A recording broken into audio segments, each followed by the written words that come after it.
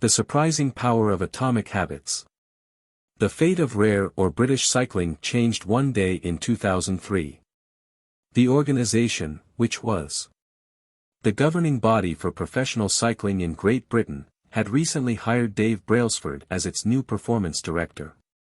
At the time, professional cyclists in Great Britain had endured nearly 100 years of mediocrity. Since 1908, British riders had won just a single gold medal at the Olympic Games, and they had fared even worse in cycling's biggest race, the Tour de France.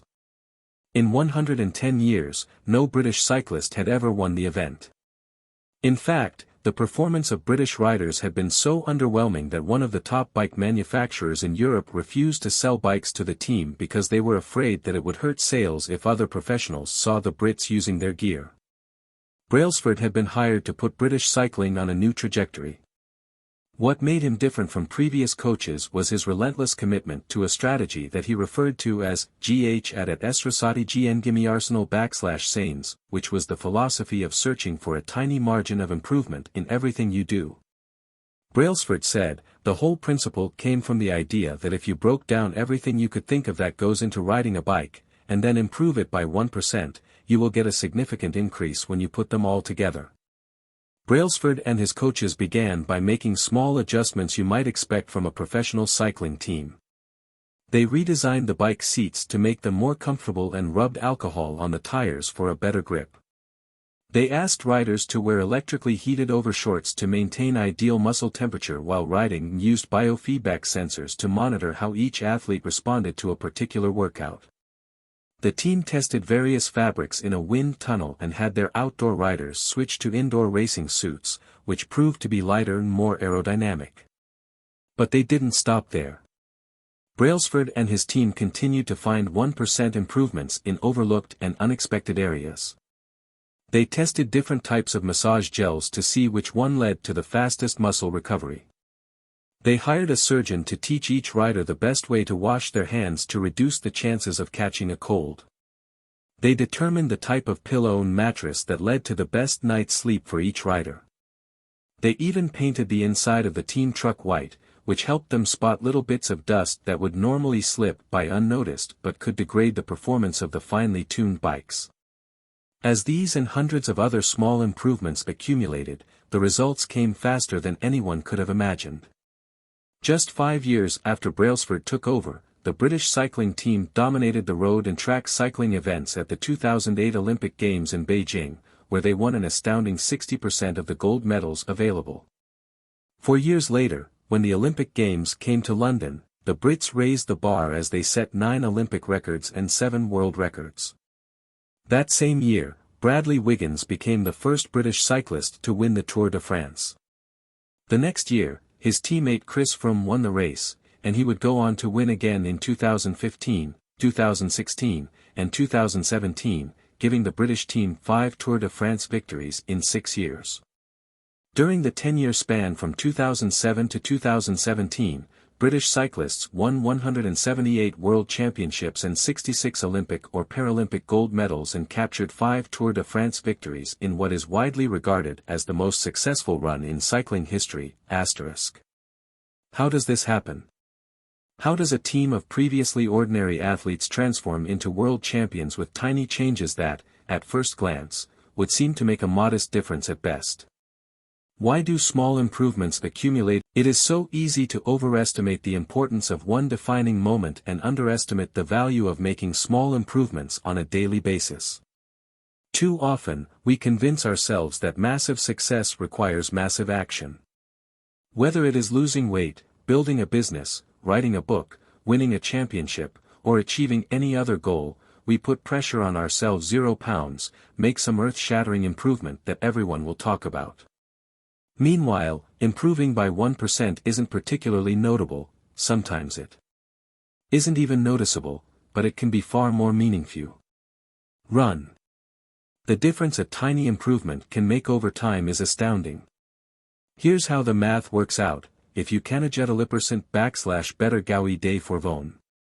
Conversely, if you get 1% worse each day for 1 year, you'll decline nearly down to 0. What starts as a small win or a minor setback accumulates into something much more. Habits are the compound interest of self-improvement.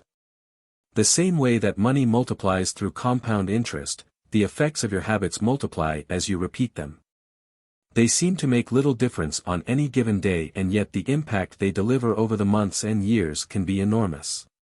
It is only when looking back 2, 5, or perhaps 10 years later that the value of good habits and the cost of bad ones become strikingly apparent.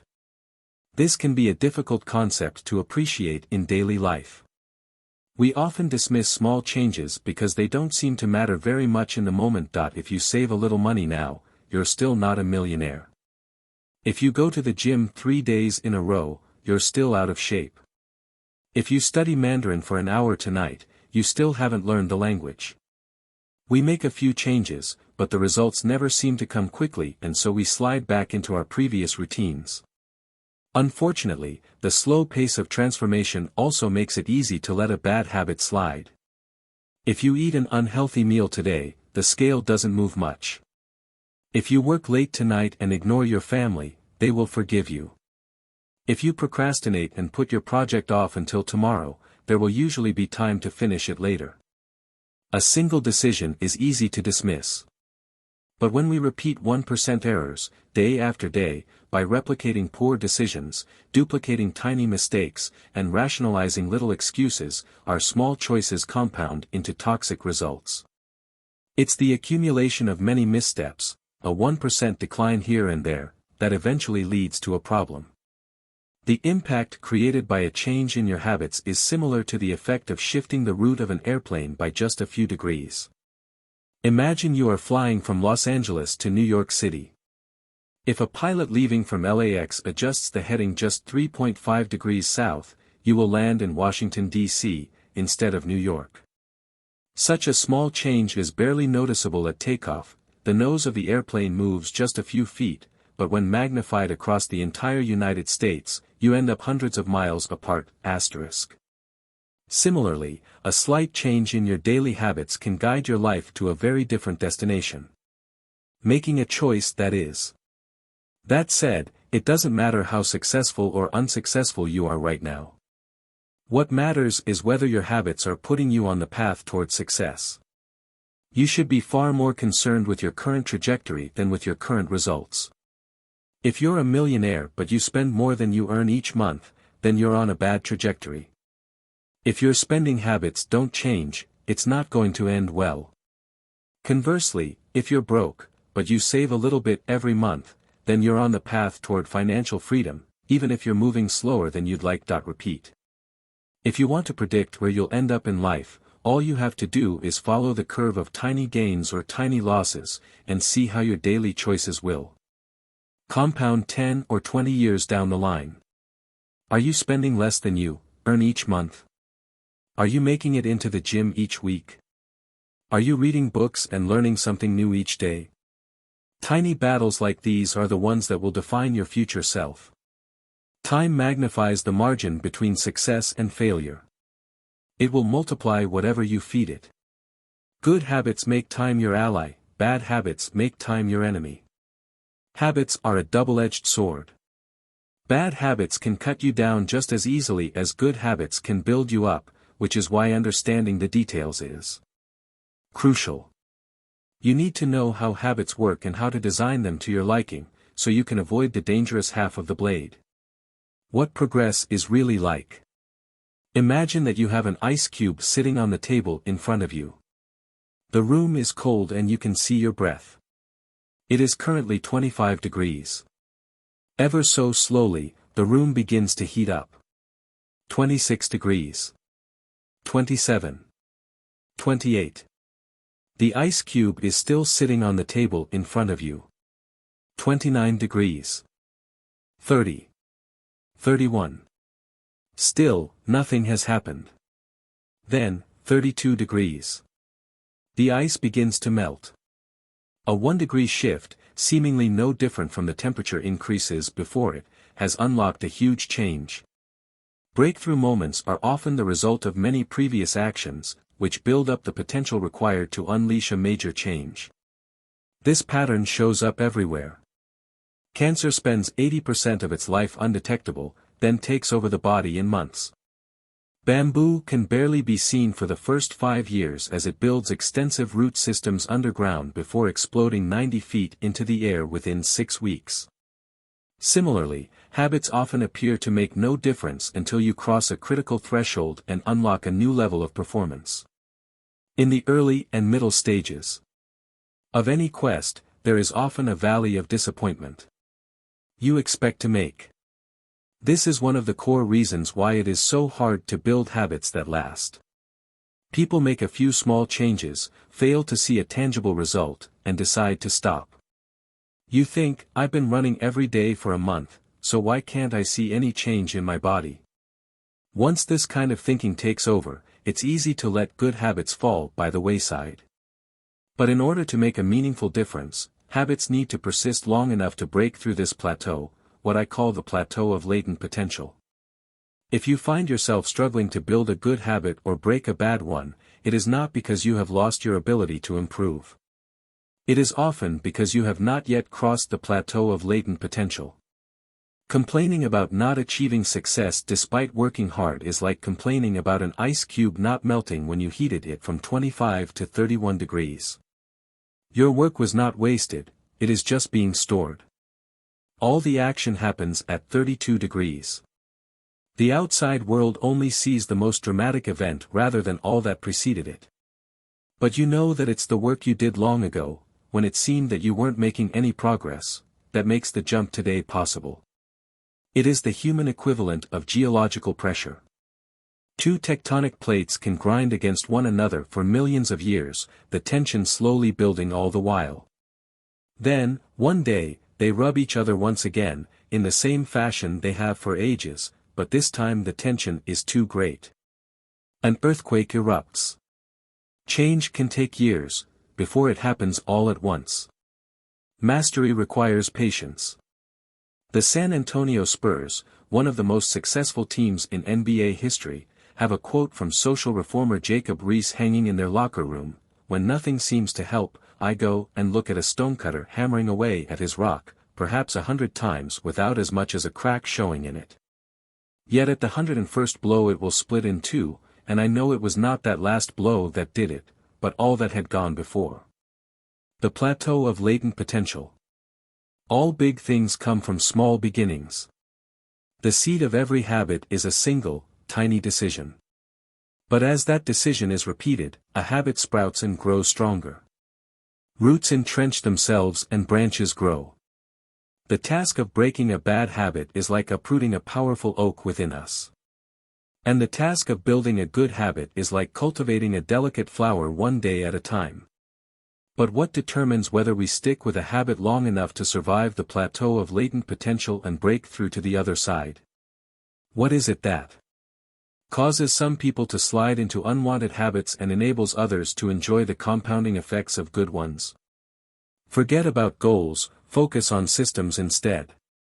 Prevailing wisdom claims that the best way to achieve what we want in life, getting into better shape, building a successful business, relaxing more and worrying less, spending more time with friends and family, is to set specific, actionable goals.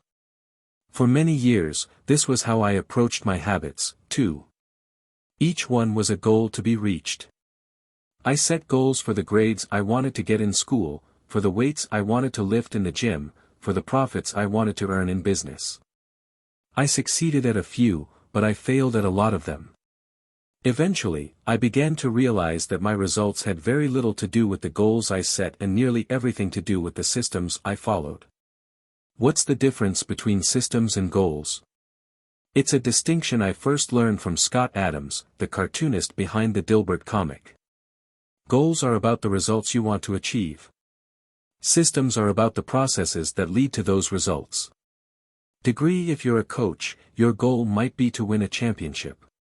Your system is the way you recruit players, manage your assistant coaches, and conduct practice. Degree: if you're an entrepreneur, your goal might be to build $1 million business. Your system is how you test product ideas, hire employees, and run marketing campaigns. Degree: if you're a musician, your goal might be to play a new piece. Your system is how often you practice, how you break down and tackle difficult measures, and your method for receiving feedback from your instructor. Now for the interesting question: if you completely ignored your goals and focused only on your system, would you still succeed? For example, if you were a basketball coach and you ignored your goal to win a championship and focused only on what your team does at practice each day, would you still get results? I think you would. The goal in any sport is to finish with the best score, but it would be ridiculous to spend the whole game staring at the scoreboard. The only way to actually win is to get better each day. In the words of three-time Super Bowl winner Bill Walsh, the score takes care of itself.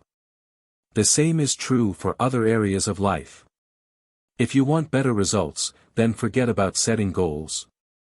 Focus on your system instead. What do I mean by this?